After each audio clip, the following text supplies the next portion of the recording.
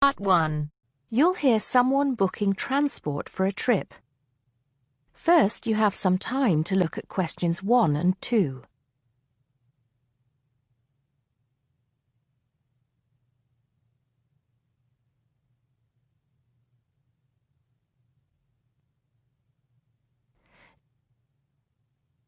Good morning, Burnham Coaches. Sarah speaking. How can I help you?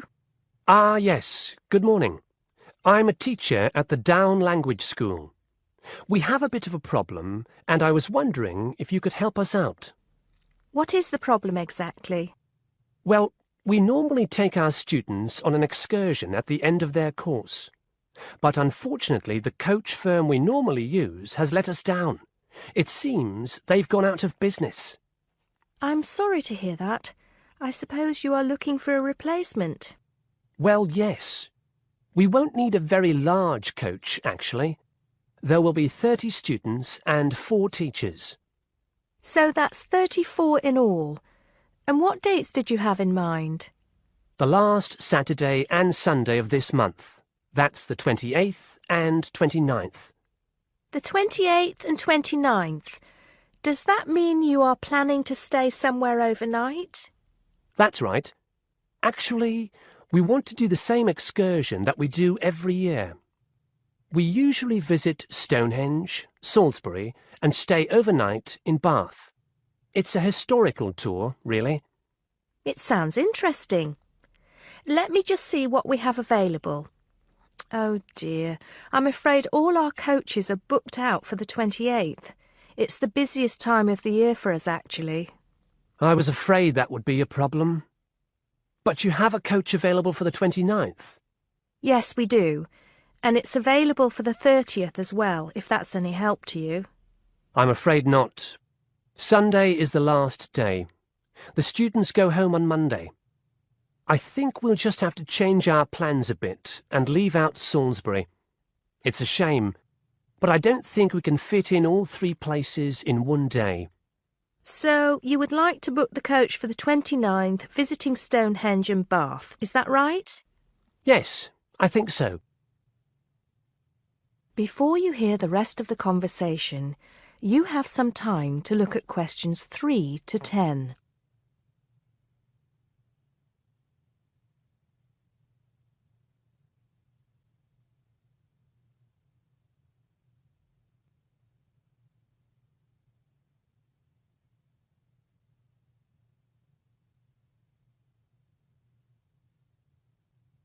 Now listen and answer questions 3 to 10.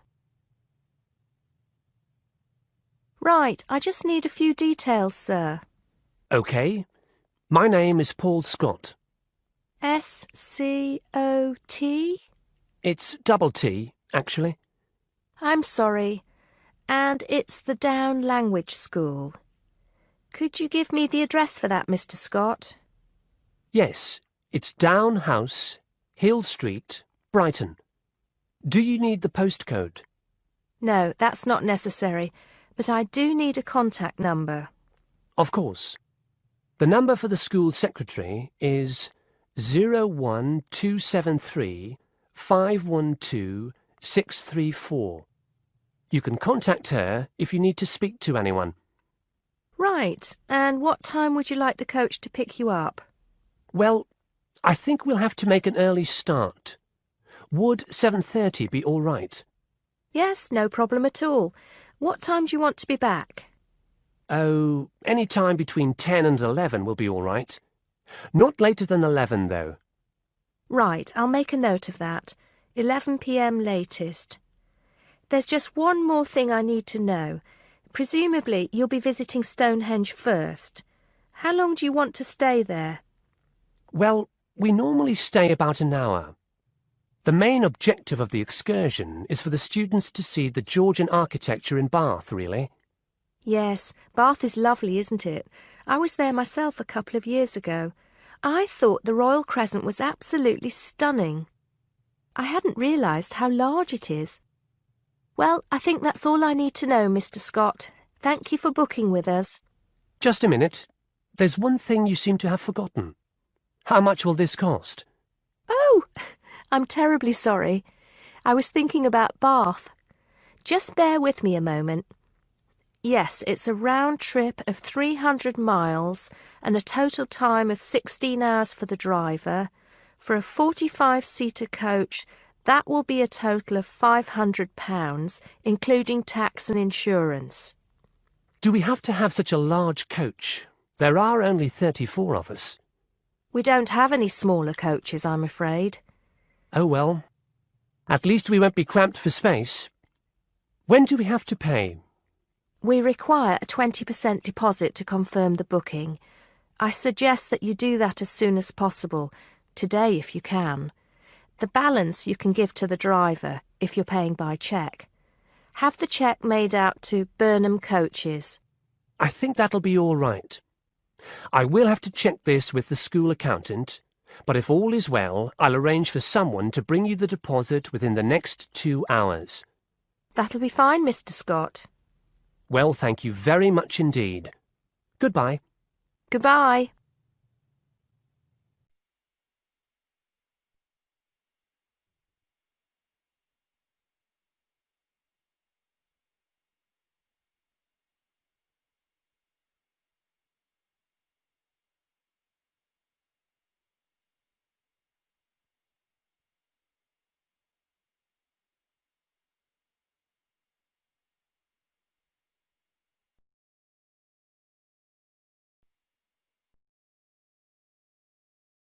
Now turns to Part 2. Part 2. You'll hear 2 university students discussing experiments. First, you have some time to look at questions 11 to 15.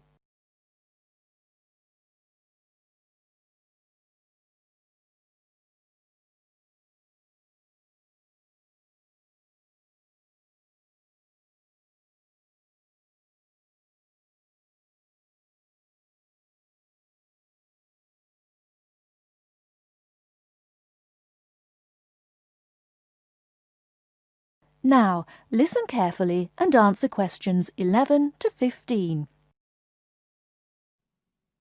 Hi, Al. Sorry to interrupt you when you're having your lunch, but I wanted to ask you a favour. Oh, sure, no problem. Sit down, Josie. I've finished anyway. What do you need?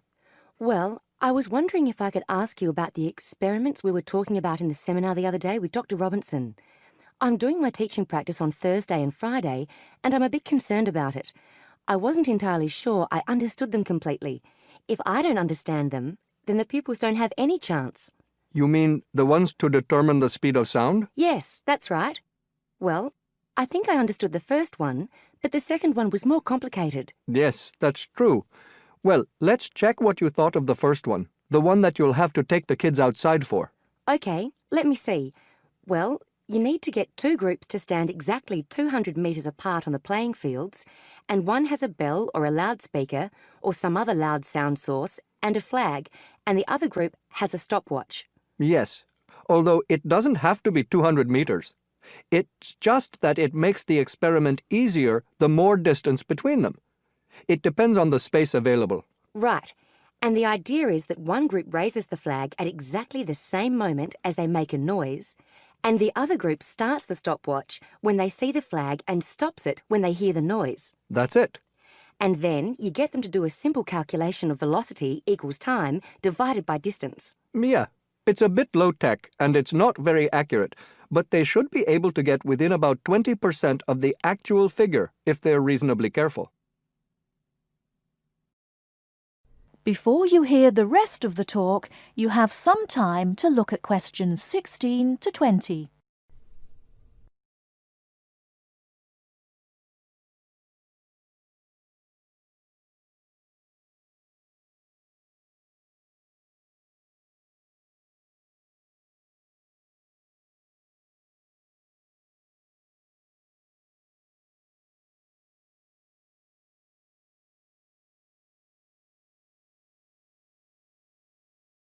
Now listen and answer questions 16 to 20.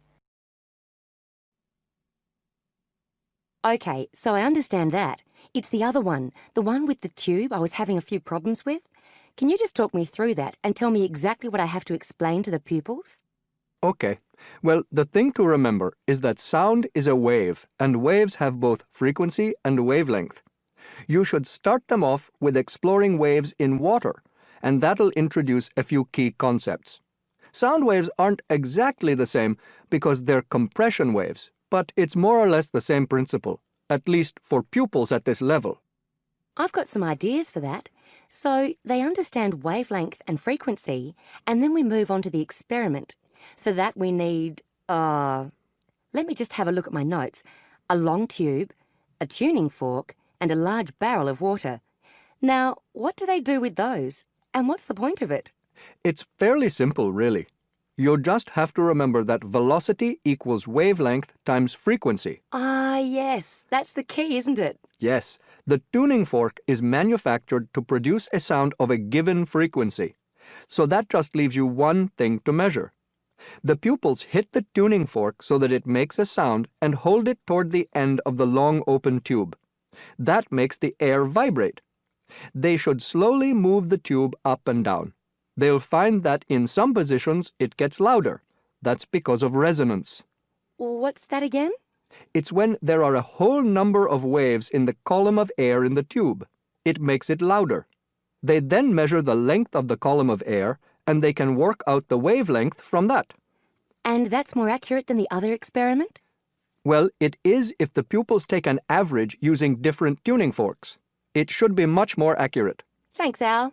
That's clear to me now. I can't think of any more problems. Just make sure that the pupils keep good records. You need to tell them how important that is. Any mistakes with the maths can be corrected later, but you don't want them to have to go back and get the data again. You probably wouldn't have time for that anyway. Good advice, yes. I just hope it goes well in the classroom now. Good luck.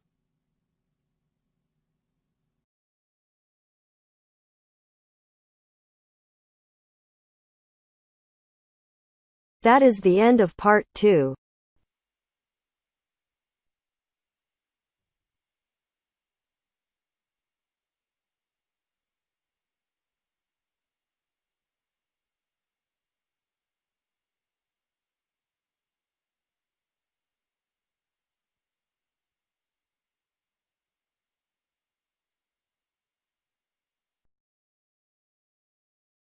Now turns to part 3. Part 3. You will hear a reporter talking on the radio about old racing cars. First, you have some time to look at questions 21 to 26.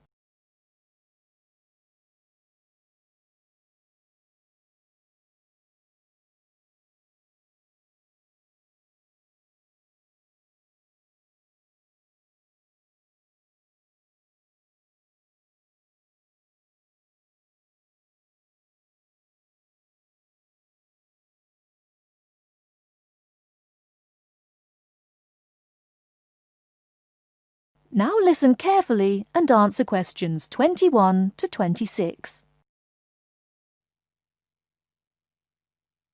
The Goodwood Museum is currently celebrating some of the most extravagant types of car design in its Festival of Speed. Here's our reporter, Vincent Freed, who's on site to tell us about some of the cars on display. Well, here I am, standing in front of one of the most prestigious cars ever built, the Duesenberg.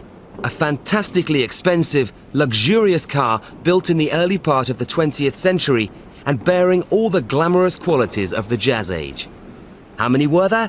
Well, only 473 Duesenberg J-types were ever built, and the model here is one of the rarest. Each had a short 125-inch chassis or framework, and the body was always in the form of an open two-seater. The technology behind the car's 6.9-litre engine was extraordinary. It featured capsules of mercury in the engines to absorb vibration and provide an incredibly smooth ride. In fact, these cars offered unparalleled performance.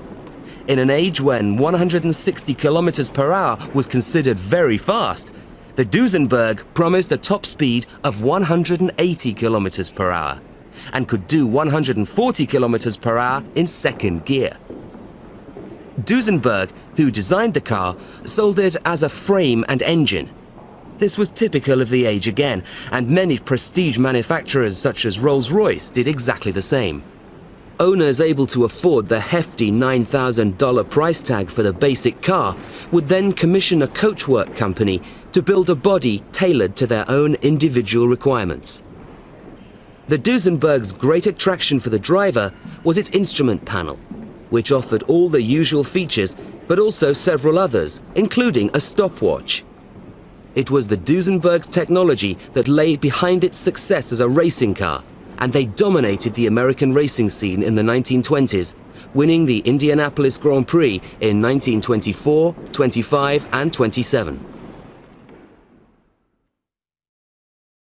Before you hear the rest of the talk, you have some time to look at questions 27 to 30.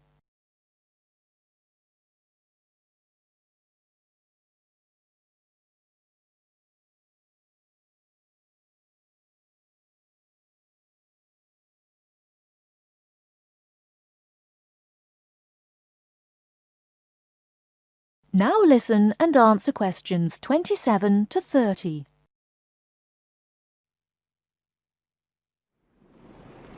On to another celebrity, the 1922 Leia Helica.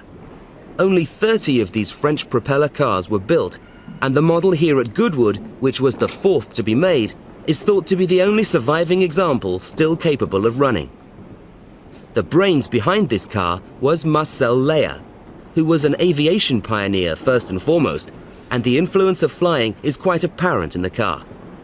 The Leia very strongly resembles a light aircraft with its front propeller, but in this case, it's minus any wings, of course. It's quite odd to think that this car was whirring through France just as the Duesenberg was blasting down roads at 160 kilometers per hour across the Atlantic. The Leias were used regularly in France in the 1920s, and were even produced in saloon and van form, as well as two-seater. The Leia matched its propeller drive with its equally bizarre steering, which used the rear rather than the front wheels. But despite looking rather frail, it was a tough machine. In fact, when troops tried to steal it during the Second World War, the car's baffling design was clearly beyond the would-be thieves, and it ended up being driven into a tree, breaking the propeller. And now for the Firebird. This extraordinary car was first... That is the end of part 3. You now have half a minute to check your answers.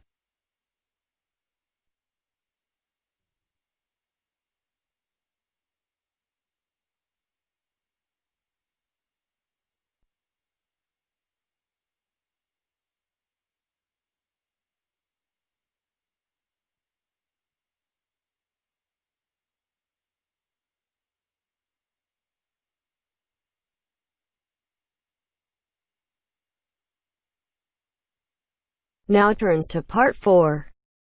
Part 4. You will hear a postgraduate psychology student talking to other students about a job satisfaction study he has investigated.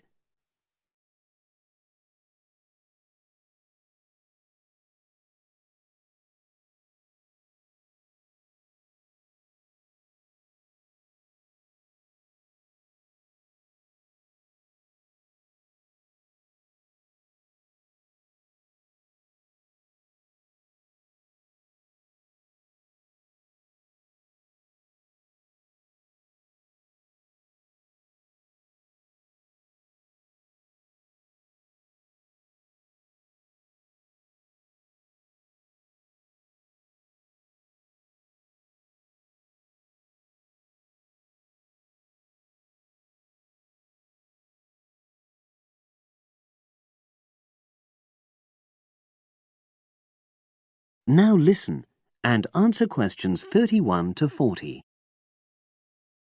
Good morning, everyone. For my presentation today, I'm going to report on an assignment that I did recently. My brief was to analyze the methods used in a small study about job satisfaction, and then to make recommendations for future studies of a similar kind. The study that I looked at had investigated the relationship between differences in gender and differences in working hours, and levels of job satisfaction amongst workers. For this purpose, employees at a call center had been asked to complete a questionnaire about their work. I'll summarize the findings of that study briefly now. First of all, female full-time workers reported slightly higher levels of job satisfaction than male full-time workers. Secondly, female part-time workers reported slightly higher levels of satisfaction than female full-time ones did. On the other hand, male part-time workers experienced slightly less job satisfaction than male full-time workers. But although these results seemed interesting and capable of being explained, perhaps the most important thing to mention here is that in statistical terms, they were inconclusive. Personally, I was surprised that the findings hadn't been more definite, because I would have expected to find that men and women, as well as full and part-time workers, would experience different levels of satisfaction. So I then looked more carefully at the methodology employed by the researchers to see where there may have been problems. This is what I found. First of all, the size of the sample was probably too small. The overall total of workers who took part in the survey was 223, which sounds quite a lot, but they had to be divided up into subgroups. Also, the numbers in the different subgroups were unequal. For example, there were 154 workers in the full-time group, but only 69 in the part-time group. And amongst this part-time group, only 10 were male, compared to 59 who were female. Secondly, although quite a large number of people had been asked to take part in the survey, the response was disappointingly low. A lot of them just ignored the invitation. And workers who did respond may have differed in important respects from those who didn't. Thirdly, as the questionnaires had been posted to the call center for distribution, the researchers had had very limited control over the conditions in which participants completed them. For instance, their responses to questions may have been influenced by the views of their colleagues. All these problems may have biased the results. In the last part of my assignment, I made recommendations for a similar study, attempting to remove the problems that I've just mentioned. Firstly, a much larger sample should be targeted, and care should be taken to ensure that equal numbers of both genders and both full and part-time workers are surveyed. Secondly, the researchers should ensure that they are present to administer the questionnaires to the workers themselves. And should they require the workers to complete the questionnaire under supervised conditions so that the possibility of influence from other colleagues is eliminated. Finally, as workers may be unwilling to provide details of their job satisfaction when they are on work premises, it's important that the researchers reassure them that their responses will remain confidential, and also that they have the right to withdraw from the study at any time if they want to. By taking measures like these, the reliability of the responses to the questionnaires is likely to be increased, and any comparisons that are made are likely to be more valid. So, that was a summary of my assignment. Does anyone have any questions? That is the end of part 4. You now have half a minute to check your answers.